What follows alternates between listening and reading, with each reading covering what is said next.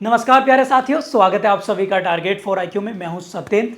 इस वीडियो में हम लोग सुप्रीम कोर्ट के latest 10 top important latest judgment देखेंगे। और मैं आप लोगों को एक बात बताना चाहूँगा कि आप लोग बहुत सारे जजमेंट पढ़ते होंगे, याद करने में काफ़ी परेशानी आप लोगों को होती होगी, लेकिन आज आप लोगों के इस भ्रम को मैं तोड़ दूंगा और आज से आप लोग केस लॉज भी याद करने बहुत आसानी से याद करने लगेंगे। तो चलिए, जो लोग नए हैं प्लीज़ वीडियो को लाइक ज़रूर करें, चैनल ज़रूर सब्सक्राइब कर लें ताकि इस तरह की इंफॉर्मेटिव वीडियो आप लोगों से छूट ना पाए। तो जल्दी से विद इन 10 मिनट देखेंगे हम लोग सुप्रीम कोर्ट के 2023 के लेटेस्ट जजमेंट। पीएनजी मेरे पीछे है, हमने पीडीएफ पे लगा दिए बहुत लैंग्वेज में। यदि इस पीडीएफ को आप परचेज करना चाहते हैं, हमारा तुरंत ही ऐप डाउनलोड करिए टारगेट फॉर आईक्यू, और वहां से इसको आप लोग इस पीडीएफ को प्राप्त कर सकते हैं ओनली 20 रुपीज़ में। तो चलिए देखते हैं फटाफट से। पहला केस है Vivek Narayan Sharma versus Union of India. वैसे इस पीडीएफ में 50 से ज़्यादा केस हैं, बस मैं केवल 10 टॉप इंपोर्टेंट केस लॉज आप लोगों के साथ डिस्कस करूंगा। तो Vivek Narayan Sharma Union of India का केस देखेंगे तो सीधा सीधा विवेक नारायण शर्मा ऐसे याद रखेंगे, और शर्मा जी की कोई दुकान है ऐसे करके याद कर लेंगे। और नोटबंदी के मामले को ये सुप्रीम कोर्ट में पहुंच गए थे शर्मा जी, लेकिन सुप्रीम कोर्ट ने इसको सही ठहरा दिया और कोर्ट ने कह दिया कि भैया आरबीआई जो एक्ट है, रिजर्व बैंक ऑफ इंडिया का जो एक्ट है 1934 का, उसकी तो धारा 26 क्लॉज 2 जो है, केंद्र सरकार ऐसा करने की पावर केंद्र सरकार को दी गई है। ठीक है, और ये आप लोगों को याद होना चाहिए कि ये जो है 5 जजों की बेंच थी, यानी 5 जजों की बेंच मतलब जो है आप लोग कह सकते हैं कॉन्स्टिट्यूशनल बेंच जो है ये थी। और इसमें एक जस्टिस बीवी नागर रत्ना बहुमत से असहमत थी। ये आप लोग जो है यहाँ पर याद कर सकते हैं। तो फटाफट से reserve bank of India first of April 1935 को इसकी इस्टेब्लिशमेंट हुआ। और ये अगर हम बात करें भारत सरकार अधिनियम 1935 के, और रिजर्व बैंक का हेडक्वार्टर है बम्बई में, और अभी शक्तिकांत दास जो हैं रिजर्व बैंक के क्या हैं, गवर्नर हैं। अगर मैं बात करूं रिजर्व बैंक तो भारत के लिए सभी करेंसीज निकालती है सिवाय 1 रुपए के नोट के अलावा। ये आप लोगों को याद रखना है। तो आगे बढ़ते हैं। नेक्स्ट केस है आप लोगों का केस नंबर 2, अशोक पांडे। तो यहां पर पांडे जी आ गए हैं, और पांडे जी क्या कह रहे हैं इस मामले में, क्या कह दिया कि भैया पांडे जी वकालत कर रहे हैं सुप्रीम कोर्ट में और जज बनना चाह रहे हैं हाई कोर्ट में। तो सुप्रीम कोर्ट ने कह दिया भैया ठीक है, बन सकते हैं। आर्टिकल 217 कह रहा है सुप्रीम कोर्ट का कि यहाँ पर एक्सपीरियंस चाहिए कितना, 10 साल का। यदि कोई व्यक्ति 10 साल किसी भी कोर्ट में प्रैक्टिस कर रहा है, चाहे वो सुप्रीम कोर्ट हो चाहे कोई सा भी, और हाई कोर्ट में जज बनना चाहता है, तो भैया बन सकता है फटाफट से। अब सुप्रीम कोर्ट आर्टिकल 124 में है, हाई कोर्ट 215 में, और सॉरी 214। अच्छा, मुझे कमेंट बॉक्स में आप लोग बताइए फटाफट से जल्दी से, एडोक जज क्या होते हैं जल्दी बताइए, और किस आर्टिकल में है जल्दी से ये भी बताइए। ठीक है, इसके बाद है top case law number 3, KC cinema versus state of Jammu and Kashmir. अब सिनेमा की बात है तो सिनेमा आप लोग जा रहे हो तो खाने पीने तो जाएंगे, मौज मस्ती तो करने जाएंगे, पॉपकॉर्न तो खाओगे आप लोग। अब भैया जब पॉपकॉर्न खाओगे तो सिनेमा वाले पागल तो है नहीं जो आपसे बाहर का अलाउ कर देंगे। समझ रहे हो ना आप लोग देखते होंगे पानी की बोतल भी 60 रुपये 100 रुपये की, पॉपकॉर्न भी 200 रुपये के देते हैं, जो 10 रुपये के गाँव में मिलते हैं 5 रुपये के मिलते हैं। तो भैया सिनेमा हॉल यहाँ पर साफ सी बात है, सुप्रीम कोर्ट ने कह दिया कि प्रतिबंध लगा सकते हैं, रिस्ट्रिक्शन लगा सकते हैं खाने पीने पर, लेकिन पानी के पीने की व्यवस्था उन्हें निःशुल्क रखनी पड़ेगी। ये आप लोग देख ही रहे होंगे कि जब भी आप किसी सिनेमा में जाते तो पीने का पानी आप लोगों को मिलेगा निःशुल्क। इसके अलावा खाने पीने की चीज़ें आप लोगों को महंगे दामों पर खरीदनी पड़ेंगी, चाहे पॉपकॉर्न लीजिएगा चाहे कोल्ड ड्रिंक लीजिएगा।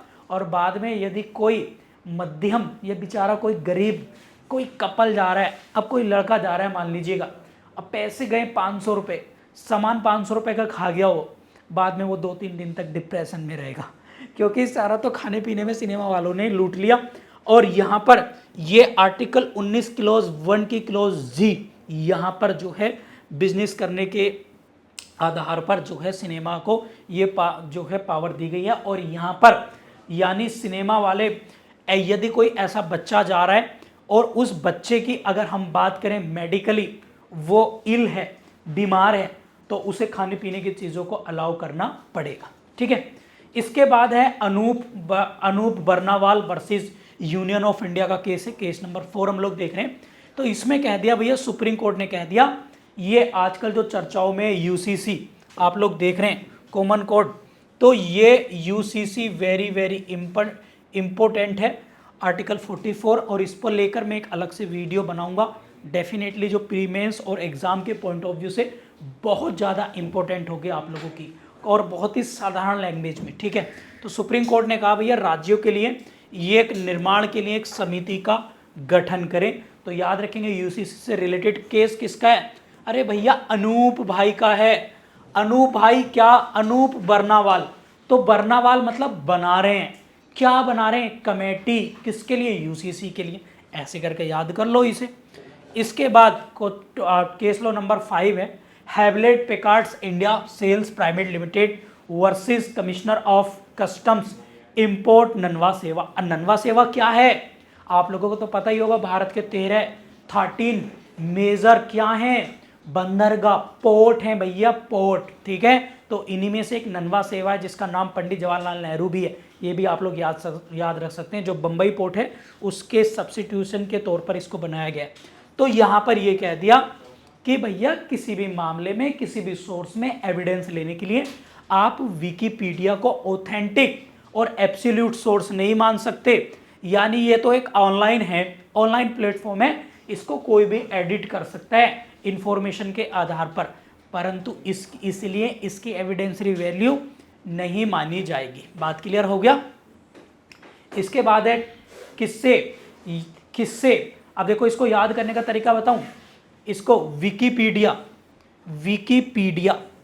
विकिपीडिया में किसकी जानकारी है? बंदरगाहों की जानकारी है, पोर्ट्स की जानकारी, बस ऐसे करके याद कर लेना। ठीक है। इसके बाद है क्वेश्चन अपना case law number 6। Case law number 6 क्या कह रहा है? जबीर वर्सेस उत्तराखंड राज्य का। तो भैया उत्तराखंड राज्य में था। अब उत्तराखंड राज्य में ऐसे मान लो पहाड़ों पर एक लड़ाई हो जाती है। अब लड़ाई हो गई, ए ने बी की हत्या कर दी मान लो, और बी की हत्या करते समय ए जो है, ए की हत्या हो गई मान लीजिएगा, ए आखिरी बार किसी बी व्यक्ति के साथ देखा गया। तो कोर्ट ने कह दिया कि आखिरी बार कोई किसी के साथ देखा गया, इस आधार पर साथ दिखने वाले को गिल्टी नहीं ठहरा सकते। उसे आप उसे जो है ये नहीं बता सकते कि भैया उसने अपराध किया होगा, उसने ही मारा होगा। बात क्लियर है? किसी और ने भी मारा हो सकता है। तो सुप्रीम कोर्ट ने कह दिया कि आखिरी बार, लास्ट सीन थ्योरी कहते हैं इसे, कि आप इस चीज को एब्सोल्यूट नहीं मान सकते कि किस व्यक्ति के साथ देखा गया वही उस व्यक्ति का मुलजिम होगा या अपराधी व्यक्ति होगा। ठीक है। क्वेश्चन नंबर 7 मतलब केस लॉ नंबर, तो ये है नेम अहमद वर्सेस एनसीटी दिल्ली का केस है। इसमें ये कह दिया कि भैया इस केस में बहुत ही इजी बात ये थी कि एक महिला थी, वो पहले से मैरिड थी, उसके 3 बच्चे थे। उसके बाद उसने डाइवोर्स ले लिया और दूसरे व्यक्ति के साथ रहने लगी। जब दूसरे व्यक्ति के साथ रही तो उसके साथ भी उसका एक जो है संतान की प्राप्ति हुई। अब इस आधार पर वो जो है सुप्रीम कोर्ट गई और सुप्रीम कोर्ट ने कह दिया कि इस आधार पर नहीं कह सकती कि इसने रेप करा है तुम्हें, क्योंकि पहले तो तुम्हारे 3 बच्चे हैं, उसके बाद तुमने कंसेंट से दूसरे व्यक्ति से शादी करी, और शादी करने के बाद अब तुम्हारे उससे एक बेटा भी है या बेटी है, तो इस आधार पर तुम्हारा अपराध नहीं होगा। और इसमें विवाहित महिला को जो है, जो उसका दूसरा पति था, उसको निर्दोष घोषित कर दिया सुप्रीम कोर्ट ने। ठीक है, बात क्लियर है? इसके बाद है common cause versus Union of India. तो इसमें वेरी वेरी इंपॉर्टेंट है, 2018 में जो इथोनेशिया थी आपकी, पैसिव इथोनेशिया, उससे रिलेटेड केस है ये, और उसकी गाइडलाइन को और इजी बना दिया है, जो आपके एग्जाम के पॉइंट ऑफ व्यू से इंपॉर्टेंट है। ठीक है, एक इसके लिए मैं अलग से वीडियो बनाऊंगा कि इथोनेशिया क्या होती है, पैसिव इथोनेशिया क्या होती है, इसको लेकर।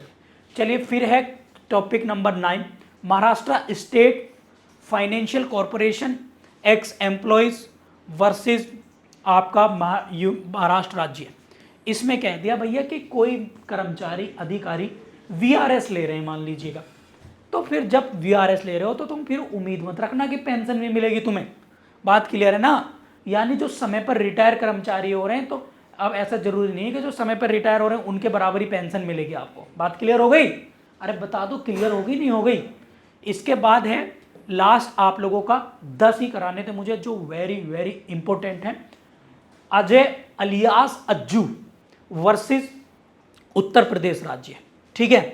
तो इसमें कह दिया, इसमें क्या कह दिया, सुप्रीम कोर्ट ने कहा कि भैया साक्ष्य को तोला जाएगा, साक्ष्य को गिना नहीं जाएगा। ये बात ध्यान कर लेना आप लोग। इंडियन एविडेंस एक्ट का सेक्शन 134 आप लोगों को पता ही होगा कि गवाह की गुणवत्ता देखी जाएगी किस एविडेंस में। मान लीजिएगा एक एविडेंस बहुत स्ट्रॉन्ग है और तुम 10 गवाहों को ले आए जिनकी कोई रिलीवेंसी नहीं है, तो नहीं मानी जाएगी बात।